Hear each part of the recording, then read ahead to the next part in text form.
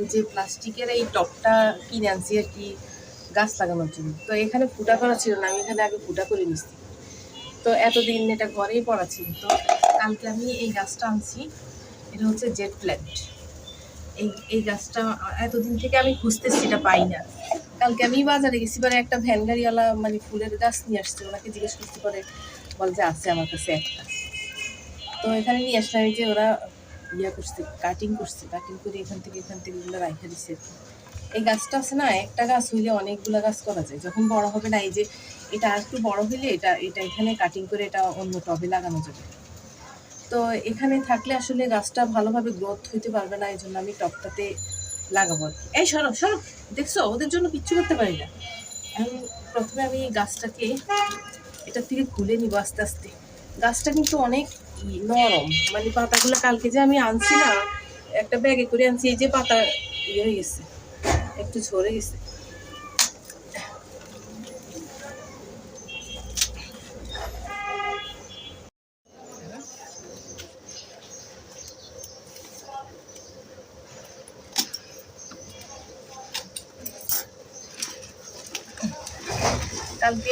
কালকে আনছিলাম, তো কালকে সময় পাই নাই লাগানোর জন্য। তো রাত্রে আমি একটু পানি দিছিলাম গাছটা, মাটিটা খুব নরম হয়ে গেছে। এই গাছটা একেবারেই নরম, ভেঙে যায় টাইপের। এই যে এখন এটা আমি এখানে মাটি মিক্স করবো আর কি। এখানে আমার এখানে ওই যে আমি কিচেন ওয়েস্ট দিয়ে আর কি এক ধরনের মাটি বানাইছি। ওই যে কিচেনের যা কি ফেলে দেওয়া আর কি, সেগুলো দিয়ে আমি এই মাটিটা বানাইছি। এখন এটাও দিব, এটাতে অনেক পুষ্টি পাওয়া যায়, মানে অনেক পুষ্টি পাওয়া যায়, তাই আমি এটাও দিব। আর এখানে কিছু আছে রেডি মিক্স মাটি আর কি, তো সেগুলোও দিব, মিক্স করে আর কি আমি টবটার মধ্যে লাগাবো।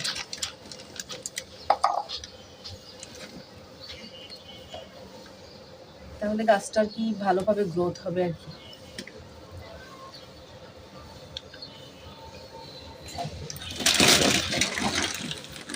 গাছ লাগাতে আসলে আমার সবসময় ভালো লাগে, তাই আমি যখনই দেখি, অবশ্য অবশ্য বারান্দার মধ্যে বেশি একটা হয় না গাছ, কয়েকদিন থাকে বা এক বছরের মতো থাকে, তারপরে আর হয় না আর কি। যেখানে আমি অর্ধেকটা মাটি ভরে নিচ্ছি, এখন আমি এটাকে বসানোর চেষ্টা করি। তো এটা যেহেতু নরম গাছ, যে মাটিগুলো একদম নরম, কিছুটা মাটি আমি সাইডের থেকে সরাই নিচ্ছি, কারণ রুটগুলো আমি ভাঙতে যাচ্ছি না, যা এভাবে রাখতে চাচ্ছি। বিসমিল্লাহ। যে এখন আমি এখানে বসাই দিব। তো মাটি বেশি হয়ে গেছে না? না ঠিক আছে, টবটা মনে হয় ছোট হয়ে গেছে না? পানি দেওয়ার জন্য জায়গা রাখতে হবে। তো এই দেখছো ভেঙে পড়ে, এটা ভেঙে পড়তেছে, এত নরম।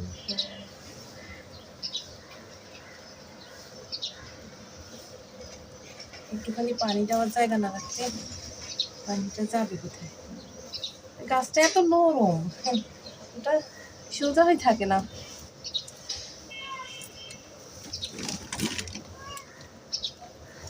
দেখেন আমি যে মাটিটা করছি, সেটা পুরোটা লাগে নাই আমার, কারণ আমি গাছের সাথে যেটা ছিল ওটা দিয়ে দিচ্ছি আর কি সাথে। একটা কিছু দিয়ে দিব নাকি, হেলান দিয়ে পড়ে যায়।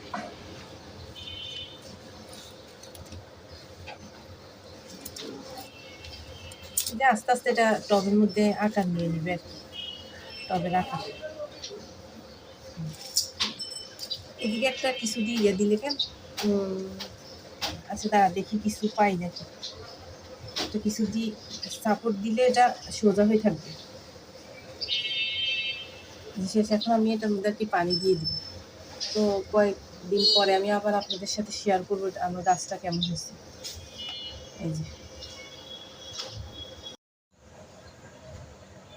এই যে আমি এখন গাছটার মধ্যে মানে আমি কিছু পাই নাই, মোটা শলা ছিল, শলা দিয়ে সাপোর্ট দিয়ে দিচ্ছি আর কি, তো হলে সোজা হয়ে থাকবে আর কি।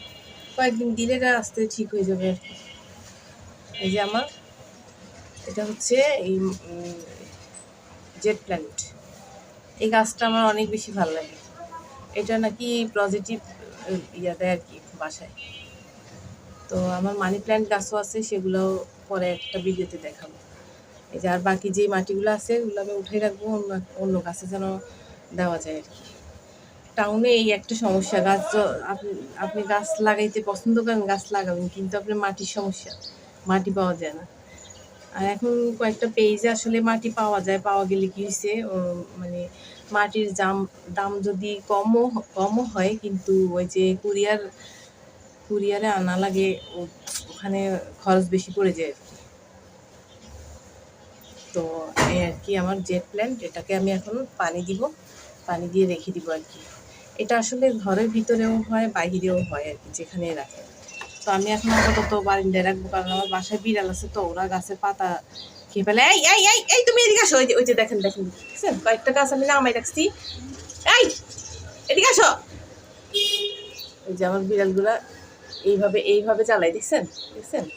ওদের জন্য আমি কিছুই রাখতে পারি না, মানে লাগাইলে ওরা বারিন্দায় উপরেও উঠিয়ে এগুলারে নষ্ট করে ফেলে। মানি প্ল্যান্ট গাছ